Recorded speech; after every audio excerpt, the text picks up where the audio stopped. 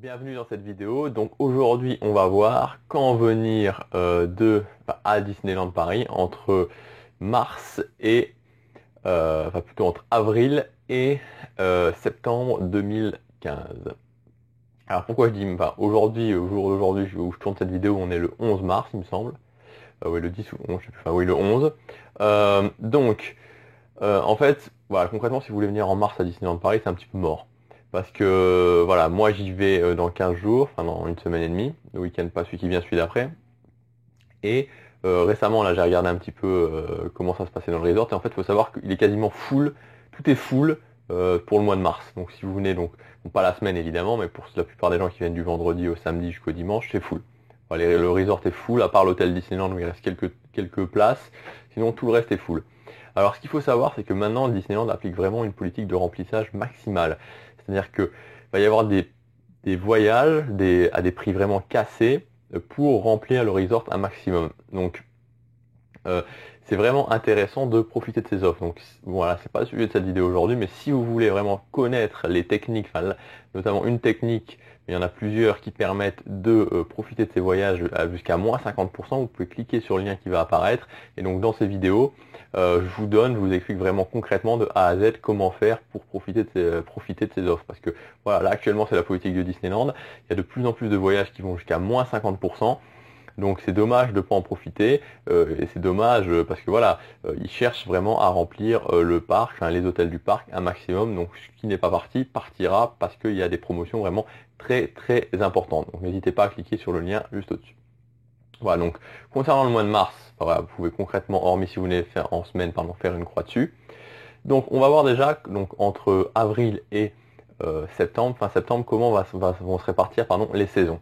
Donc vous allez avoir une saison du printemps qui va donc durer mars, voilà, de avril jusqu'à fin mai, et vous allez avoir une saison de l'été qui va durer de début juin jusque mi-septembre. Donc c'est la nouveauté de cette année, c'est que l'été commence début juin. D'habitude il commençait début juillet, mais cette année il commence début juin.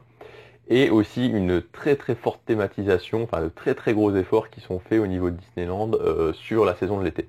Donc on va déjà voir la saison du printemps. Donc moi j'y suis allé l'année dernière pour le printemps, c'était de nouveau la saison du printemps qui recommençait depuis l'année dernière et j'y retourne donc cette année, j'y retourne dans 15 jours comme je vous le disais. Donc c'est vraiment super, c'est vraiment une saison très très fraîche, c'est vraiment très très agréable, il y a vraiment des animations. Donc l'année dernière c'était sur Mary Poppins, cette année je crois qu'ils ont changé. Le parc est vraiment, il y a plein de fleurs partout, voilà, c'est vraiment une très très belle saison. Je vous la conseille, je vous conseille, si vous l'avez jamais fait, d'aller vraiment découvrir cette saison du printemps.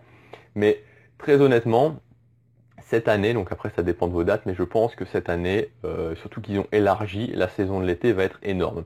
Alors parce que premièrement, ils sont en train de faire, et donc ce sera disponible, je pense, fin juin, début juillet, peut-être début juin, je suis pas sûr, mais je pense que ce sera fin juin, une énorme rénovation de Space Mountain. Donc ça va être intéressant vraiment à voir. Et ensuite, va y avoir dans le café Hyperion, donc vous savez le gros café avec les fast-food, un tout nouveau spectacle. Donc il va s'appeler la Jedi Academy, donc sur le thème de Star Wars évidemment, un spectacle qui durera je pense 20 à 30 minutes, suivant les échos que j'ai eus, et ça sera vraiment, voilà, ça va vraiment être quelque chose une nouveauté, ça y est, vraiment une nouveauté vraiment sympa pour cet été dans le parc. Et aussi, voilà, la décision de Disney de thématiser la saison de l'été, parce que d'habitude, voilà, l'année dernière, il y avait eu l'attraction Ratatouille, pardon. Mais voilà, ils ont décidé cette année de thématiser l'été. Donc ça va être le thème l'été de la Reine des Neiges, donc Frozen Summer. Alors c'est vrai qu'on peut se poser la question concrètement quel est le rapport entre la Reine des Neiges et l'été. Enfin, quelle est la cohérence plutôt entre la Reine des Neiges et l'été. Maintenant je crois que la Reine des Neiges a été un tel succès que voilà, ils en profitent un maximum. Et voilà, donc cet été ça sera sur la Reine des Neiges, il va y avoir plein d'animations et je crois que ça va vraiment être très intéressant. Parce que j'ai vu la thématisation qu'ils avaient faite pendant la période de Noël sur la Reine des Neiges, donc avec un parc, un sapin, tout ça qui était dans les couleurs bleues, c'était vraiment superbe. Donc je crois que voilà, si je peux vous donner un conseil, enfin si je vous donne un conseil, même si voilà, si je devais, moi j'irais sûrement aussi cet été, mais le conseil que je peux vous donner si vous voulez vraiment profiter à fond de la magie, de l'ambiance, ça va être peut-être d'orienter votre choix sur l'été cette année. Alors voilà, donc ça c'était pour vraiment l'aspect magie, thématisation. Donc vous avez le choix vraiment, ça dépend de ce que vous voulez, mais voilà, de toute façon la saison du printemps est vraiment très bien. Euh, Et ensuite, donc si votre objectif c'est l'affluence, d'avoir le moins de monde possible. Donc là, évidemment, je vous ai pas devant moi, je sais pas, je vais pas vous faire votre programme en sachant, enfin je sais pas exactement quand est-ce que vous voulez y aller, quelles sont vos disponibilités, c'est-à-dire que si vous y allez plutôt la semaine, le week-end, voilà donc mais d'une façon générale, voilà, pour les gens qui vont la semaine, il n'y aura pas trop de problème, donc je vais plutôt parler pour les gens qui ont les disponibilités seulement pendant les vacances scolaires ou seulement les week-ends. Donc là, en fait, ça va être un petit peu compliqué parce que là, on va attaquer une saison d'avril, enfin un mois d'avril où va y avoir toutes les vacances scolaires de toutes les zones plus la Belgique, parce que la Belgique en fait commence, parce que je peux vous le dire, parce que j'y habite, la Belgique commence début avril, le 5 avril, non, le 3 avril. Donc ça va arriver avec la Belgique, puis après il y a les 3 zones françaises qui vont s'enchaîner, donc jusque début mai, ça va être compliqué. Ensuite, après début mai, il va y avoir les week-ends fériés en mai avec le 1er mai, le 8 mai, la fête du travail, non pardon, la fête du travail c'est le 1er mai, qu'est-ce que je raconte, l'Ascension, pardon, la Pentecôte. Voilà, il va vraiment y avoir un enchaînement et je pense que toute cette année ça tombe, les week-ends. Donc vous allez avoir un mois de mai aussi très très compliqué en termes d'affluence, il va y avoir beaucoup de gens. Donc je pense que vraiment si vous pouvez venir le week-end et si votre priorité c'est l'affluence, il y a deux possibilités. La possibilité qui va être entre le 15 juin et fin juin, parce qu'il ne faut pas sous-estimer cette période, vraiment c'est la période où souvent il y a des examens, souvent les jeunes voilà, sont en train de faire sont en train de passer des examens, sont en train de finaliser leur année scolaire, donc souvent il y a peu de monde, et voilà, ça peut être vraiment très intéressant, et je pense notamment vers même jusque début juillet. Donc là il faut faire attention, parce que ça peut être risqué, mais des fois 1, 2, 3, 4 juillet peut arriver qu'il n'y ait pas grand monde du tout. Mais voilà, bon, en juillet, c'est à double tranchant parce qu'il peut y avoir personne le 4 et le 5, c'est vraiment blindé énormément de monde.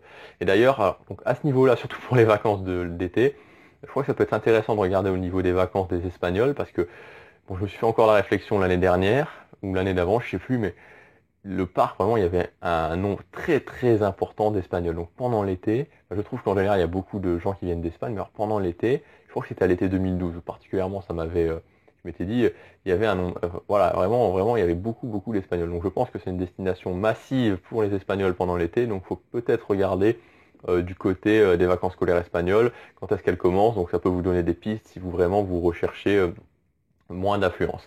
Et évidemment, voilà, septembre aussi. Donc en septembre, ça va se décortiquer de deux façons.